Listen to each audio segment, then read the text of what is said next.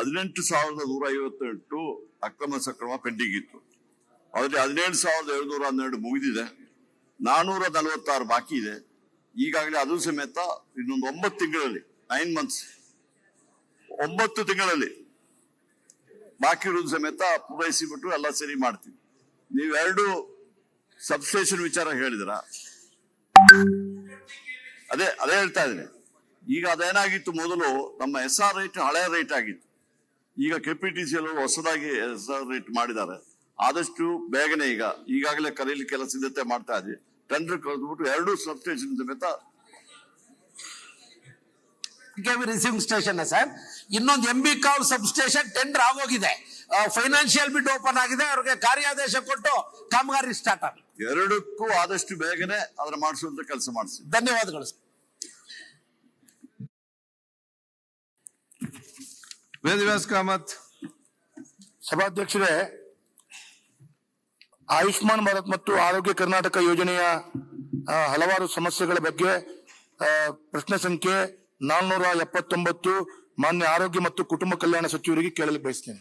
ಮಾನ್ಯ ಸಭಾಧ್ಯಕ್ಷರಿಗೆ ಉತ್ತರವನ್ನು ಒದಗಿಸಲಾಗಿದೆ. ಸಭಾಧ್ಯಕ್ಷರೇ ಉತ್ತರವನ್ನು ಒದಗಿಸಿದ್ದಾರೆ. ಆದ್ರೆ ನಾನು ಸಚಿವರ ಹತ್ರ 1-2 ಮಾಹಿತಿಗಳನ್ನ ಕೊಡಬೇಕು ಅಂತ ಹೇಳೋದು ಈ ಒಂದು ಉಪಪ್ರಶ್ನೆಯಲ್ಲಿ ಕೇಳಲಿಕ್ಕೆ ಬಯಸ್ತಾ ಇದ್ದೇನೆ. ಒಂದು, ಆಯುಷ್ಮಾನ್ ಭಾರತ್ ನಲ್ಲಿ ಹಲವಾರು ಸಮಸ್ಯೆಗಳು ಏನು ಅಂತ ಹೇಳಿದ್ರೆ, ಎಲ್ಲಾ ಹಾಸ್ಪಿಟಲ್ಗಳಲ್ಲಿ ಎಲ್ಲಾ ಕಾಯಿಲೆಗಳನ್ನ ಅವರು ಎನ್ಪೈನಲ್ ಮಾಡ್ಕೊಂಡಿರಲ್ಲ.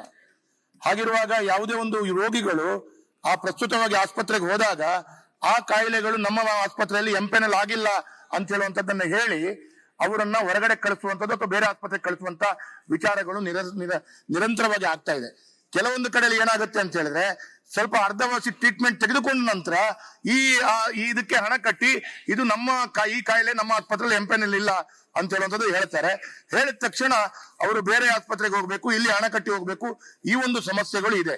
ಎರಡನೇದು ಏನು ಅಂತ ಹೇಳಿದ್ರೆ, ತುರ್ತಾಗಿ ಆಕ್ಸಿಡೆಂಟ್ಗಳಾದಾಗ ಈ ಆಕ್ಸಿಡೆಂಟ್ಗಳು ಮತ್ತು ತುರ್ತಾಗಿ ಆಗುವಂತ ಈ ಘಟನೆಗಳಿಗೆ ಆಸ್ಪತ್ರೆಯಲ್ಲಿ ದಾಖಲಾಗುವಂತ ಸಂದರ್ಭದಲ್ಲಿ ಅವರು ಯಾವ ಆಸ್ಪತ್ರೆ ಯಾವುದೋ ಕಾಯಿಲೆಗಳಿಗೆ, ಈ ಆಕ್ಸಿಡೆಂಟ್ ಆದ ಕಾಯಿಲೆಗಳಿಗೆ ಎಂಪೈನಲ್ ಆಗಿದೆ ಅಂತ ಹೇಳುವಂಥದ್ದು ಪೇಷಂಟ್ ಅಥವಾ ಪೇಷಂಟ್ ಪಾರ್ಟಿಗಳು ಹುಡ್ಕೊಂಡು ಹೋಗಿ ಆ ಆಸ್ಪತ್ರೆಗಳಿಗೆ ಹೋಗಿ ದಾಖಲಾಗಬೇಕಾಗ್ತದೆ. ಅಲ್ಲಿ ತುರ್ತಾಗಿ ಎಮರ್ಜೆನ್ಸಿಯಾಗಿ ಹತ್ತಿರ ಹಾಸ್ಪಿಟ್ಲಿಗೆ ಹೋದಾಗ ಅವರು ಅದಕ್ಕೆ BPL ಕಾರ್ಡ್ ಇದ್ರು ಕೂಡ ನಾವು ಈ ಒಂದು ಹೆಡ್ ಇಂಜುರಿಗೋ ಅಥವಾ ಹಾರ್ಟಿಗೋ ಇನ್ನೊಂದು ಸಂಬಂಧಪಟ್ಟದಕ್ಕಾಗಿ ಎಂಪೈನಲ್ ಆಗಿಲ್ಲ ಅಂತ ಹೇಳುವಂತದನ್ನ ಹೇಳಿದಾಗ ಈ ಎಮರ್ಜೆನ್ಸಿ ಆದಂತ ಪೇಷಂಟ್ ಪಾರ್ಟಿಗಳು ಬಹಳ ತೊಂದರೆಯನ್ನು ಬೆಳೆಸ್ಕೊಳ್ತಾರೆ. ಇದರೊಟ್ಟಿಗೆ ಅವರು ನೀವು ರೆಫರಲ್ ಲೆಟರ್ ತಗೊಂಡು ಬರಬೇಕು ಅಂತ ಹೇಳ್ತಾರೆ. ಈ ರೆಫರಲ್ ಲೆಟರ್ ಎಮರ್ಜೆನ್ಸಿ ಆದಾಗ ರೆಫರಲ್ ಲೆಟರ್ ತೆಗೆದುಕೊಂಡು ಬರುವಾಗ ಸ್ವಲ್ಪ ಸಮಯಗಳಾಗತ್ತೆ. ಹಾಗಾಗಿ ಇದು ಒಂದು ಈಗ ಪ್ರಸ್ತುತವಾಗಿರುವಂತ ಅನುಷ್ಠಾನ ಮಾಡ್ತಾ ಇರುವಂತದ್ರಲ್ಲಿ ಸಮಸ್ಯೆಗಳು. ಇದಕ್ಕಿಂತ ದೊಡ್ಡ ಸಮಸ್ಯೆಗಳು ಏನು ಅಂತ ಹೇಳಿದ್ರೆ, ಆರೋಗ್ಯದ ಕ್ಷೇತ್ರದಲ್ಲಿ ಆಯುಷ್ಮಾನ್ ಭಾರತ್ ಈಗ 70 ವರ್ಷದವರ ಮೇಲ್ಪಟ್ಟು ಅವರಿಗೆ ಇಡೀ ದೇಶದಲ್ಲಿ ಎಲ್ಲ ಬಂಧುಗಳಿಗೆ ಚಿಕಿತ್ಸೆ ಸಿಗಬೇಕು ಅಂತೇಳಿ ಇಡೀ ದೇಶದಲ್ಲಿ ಆರೋಗ್ಯ ರಕ್ಷಣೆ ನೀಡಲು ಕೇಂದ್ರ ಸರ್ಕಾರ ಒಂದು ವಿಶೇಷವಾದಂತಹ ಮಹತ್ವದ ಯೋಜನೆಯನ್ನು ಕೊಟ್ಟಿದೆ. 70 ವರ್ಷ ಮೇಲ್ಪಟ್ಟು ಕೊಟ್ಟಂತ ಈ ಯೋಜನೆ ಕರ್ನಾಟಕ ರಾಜ್ಯದಲ್ಲಿ ನಮ್ಮ ಜನರಿಗೆ ಸಿಗ್ತಾ ಇಲ್ಲ ಅಂತ ಹೇಳೋದು ದುಃಖ ಇದೆ.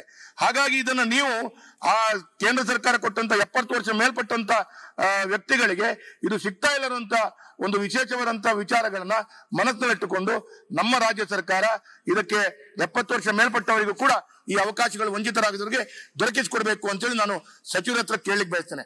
ಅದರ ಒಟ್ಟಿಗೆ ಕೊನೆಯದಾಗಿ ಒಂದು ಪ್ರಶ್ನೆ, ಇದಕ್ಕೆ ಒಟ್ಟಿಗೂ ಒಂದಕ್ಕೂ ಉತ್ತರ ಕೊಡಿ ಸರ್.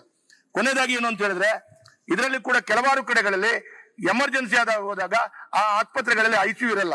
ಮಾನ್ಯ ಸ್ಪೀಕರ್ ಅವರಿಗೂ ಗೊತ್ತಿದೆ, ಎಮರ್ಜೆನ್ಸಿ ಆಗಿ ಆಯುಷ್ಮಾನ್ ಭಾರತ್ ನ ಬೆನಿಫಿಟ್ ತೆಗೆದುಕೊಳ್ಳುವಾಗ ಅಲ್ಲಿ ICU ಇಲ್ಲದೆ ICUಗಾಗಿ ಪರದಾಡ್ತಾ ನಿಮ್ಗಿರ್ಬಹುದು, ನಮ್ಮ ಜಿಲ್ಲೆಯ ಎಲ್ಲ ಜನಪ್ರತಿನಿಧಿಗಳಿಗೆ ನಾಯಕರುಗಳಿಗೆ ಫೋನ್ ಬರುತ್ತೆ. ಇದು ಎಲ್ಲವನ್ನ ನೀವು ಸರಿಸುಮಾರಾಗಿ ಸರಿಯಾಗಿ ಒಂದು ವ್ಯವಸ್ಥಿತವಾಗಿ ಸರಿ ಮಾಡಿಕೊಡ್ಬೇಕು ಅಂತ ಹೇಳಿ ನಾನು ನಿಮ್ಮ ಹತ್ರ ಕೇಳ್ಕೊಳ್ತೀನಿ. ಮಾನ್ಯ ಸಭಾಧ್ಯಕ್ಷರೇ, ಮಾನ್ಯ ವೇದವ್ಯಾಸ್ ಕಾಮತ್ ಅವರು ಹಲವಾರು ಪ್ರಶ್ನೆಗಳನ್ನ ಕೇಳಿದ್ದಾರೆ. ಅವರ ಒಂದು ಕೊನೆಯ ಪ್ರಶ್ನೆ ಮೊದಲ ಉತ್ತರ ಕೊಡ್ತೀನಿ, ವಯೋವಂದನಾ ಯೋಜನೆ ಬಗ್ಗೆ. ತದನಂತರ ಬೇರೆದಕ್ಕೆಲ್ಲ ಉತ್ತರ ಕೊಡ್ತೀನಿ. ವಯೋವಂದನಾ ಯೋಜನೆ ಇರುವಂತದ್ದು 70 ವರ್ಷಕ್ಕಿಂತ ಹೆಚ್ಚಿರೋರಿಗೆ 5 ಲಕ್ಷವರೆಗೂ ಅವರಿಗೆ ಚಿಕಿತ್ಸೆ ಪಡ್ಕೊಳ್ತಕ್ಕಂಥದ್ದು ಅವಕಾಶ ಇರುವಂತ ಸ್ಕೀಮ್. ಅದು ಎಲ್ಲ ವ್ಯಕ್ತಿಗಳಿಗೂ ಸೇರ್ಕೊಳ್ತದೆ. 70 ವರ್ಷಕ್ಕಿಂತ ಮೇಲ್ಪಟ್ಟರು ಎಲ್ಲರೂ ಕೂಡ ಅದು ಅನ್ವಯ ಆಗ್ತದೆ. ಅದು ಒಂದು ಒಳ್ಳೆ ಯೋಜನೆನೆ. ಈಗ ನಮ್ಮಲ್ಲಿ ಏನ್ ಆಯುಷ್ಮಾನ್ ಭಾರತ್ ಆರೋಗ್ಯ ಕರ್ನಾಟಕ ABRK ಅಂತ ಏನ್ ನಾವು ಕರಿತೀವಿ ಯೋಜನೆ, ಇದು ನಮ್ಮಲ್ಲಿ ಸುಮಾರು 1,12,00,000 ಕುಟುಂಬಗಳಿಗೆ ಇದು ಇರುವಂತ ಯೋಜನೆ.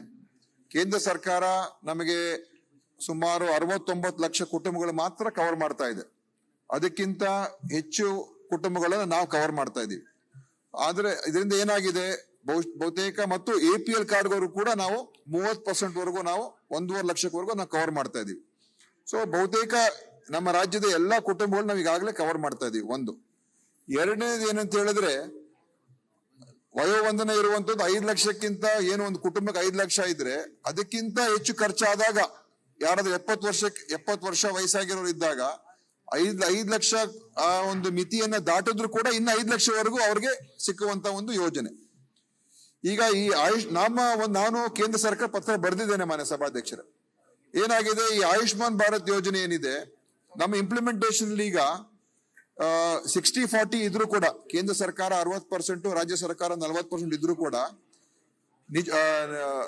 ನೈಜವಾಗಿ ಆಗ್ತಾ ಇರುವಂತದ್ದು 75% ರಾಜ್ಯ ಸರ್ಕಾರದ್ದು, 25% ಕೇಂದ್ರ ಸರ್ಕಾರದ ಆಗ್ತಾ ಇದೆ ನಮ್ಮ ಒಟ್ಟಾರೆ ಖರ್ಚು. ಸೊ ಅದರಿಂದ ಏನಾಗ್ತದೆ, ಈ ವಯೋವಂದನೆ ಯೋಜನೆಯನ್ನು ಅನುಷ್ಠಾನ ಮಾಡಬೇಕಾದ್ರೆ ಇದಕ್ಕೆ ಎಷ್ಟು ಖರ್ಚು ಆಗ್ಬಹುದು ಮತ್ತು ಇದನ್ನ ಯಾವ ರೀತಿಯ ಕೇಂದ್ರ ಸರ್ಕಾರ ನೀವು ಭರಿಸ್ತೀರಾ ಅಂತ ನಾನು ಅವರಿಗೆ ಪತ್ರವನ್ನ ಬರೆದಿದ್ದೀವಿ. ನಮ್ಮ ಇಲಾಖೆಯ ಪ್ರಧಾನ ಕಾರ್ಯದರ್ಶಿಗಳು ಕೇಂದ್ರದ ಅವರ ಕಾರ್ಯದರ್ಶಿಗೆ ಬರೆದಿದ್ದಾರೆ. ನೀವು ಯಾವ ಲೆಕ್ಕಾಚಾರದ ಮೇಲೆ ಈ ದುಡ್ಡನ್ನ ಕೊಡ್ತೀರಾ, ಎಷ್ಟು ಅಮೌಂಟ್ ನಮ್ಗೆ ಕೊಡ್ತೀರಾ ಅಂತ ನಾವು ಡಿಟೇಲ್ ಆಗಿ ಒಂದು ನಮ್ಮ ಕಡೆಯಿಂದ ನಾವು ಪತ್ರ ಬರೆದಿದ್ದೀವಿ. ಅವ್ರು ಅದಕ್ಕೆ ಯಾವುದಕ್ಕೂ ಕೂಡ ಇನ್ನು ಉತ್ತರ ಕೊಡ್ಲಿಲ್ಲ. ಯಾಕಂತ ಹೇಳಿದ್ರೆ ನಾವಿಲ್ಲಿ ಖರ್ಚು ಮಾಡ್ತಾ ಹೋಗೋದು, ಅವ್ರು ಅದಕ್ಕೆ ಹಣ ಕೊಡದೆ ಹೋದ್ರೆ ಮತ್ತೆ ಇದು ಎಲ್ಲ ನಮ್ಮ ಮೇಲೇನೆ ಹೊರೆ ಆಗ್ತದೆ. ಸೊ ಅದನ್ನ ನಾನು ಸ್ಪಷ್ಟವಾದಂತ ಒಂದು ವಿಷಯವನ್ನ ಅವ್ರಿಗೆ ಕೇಂದ್ರಕ್ಕೆ ಬರೆದಿದ್ದೇನೆ. ಇನ್ನೂ ಕೂಡ ಅವರು ನಮಗೆ ಒಂದು ಉತ್ತರ ಕೊಟ್ಟಿಲ್ಲ.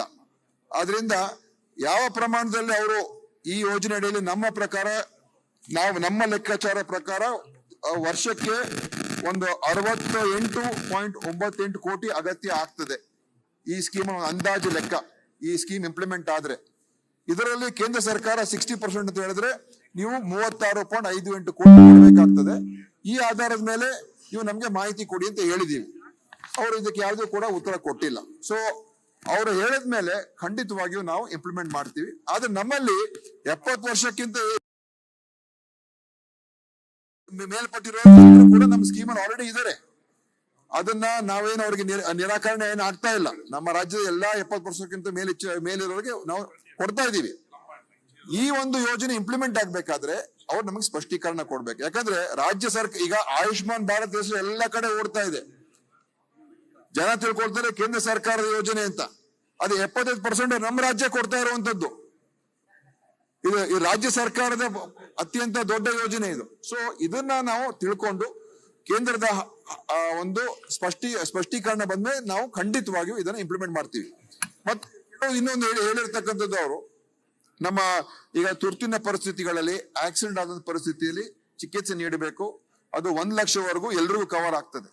ಯಾವುದೇ ಆಸ್ಪತ್ರೆ ಆಗಿರ್ಬೋದು 1 ಲಕ್ಷವರೆಗೂ ಅದು ಕವರ್ ಆಗ್ತದೆ, ಅದು ತುರ್ತು ಪರಿಸ್ಥಿತಿ ಇದ್ದಾಗ.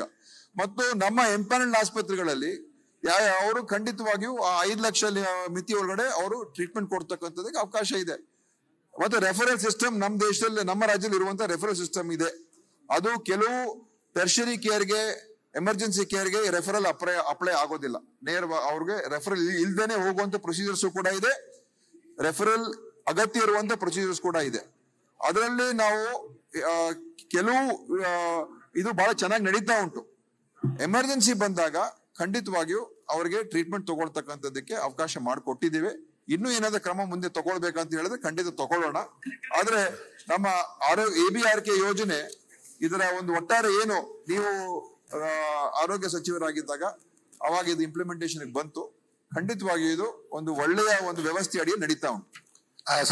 ಸಚಿವರ ನನ್ನ ಪ್ರಶ್ನೆ ಅನ್ಕೊಂಡು ಸಚಿವರು ಹೇಳಿದ್ರು 70 ವರ್ಷ ಮೇಲ್ಪಟ್ಟು ಈಗಾಗಲೇ ಕೇಂದ್ರ ಸರ್ಕಾರಕ್ಕೆ ಏನೋ ಪತ್ರ ಪಡೆದಿದ್ದಾರೆ ಅಂತ ಅವ್ರು ಹೇಳ್ತಾರೆ.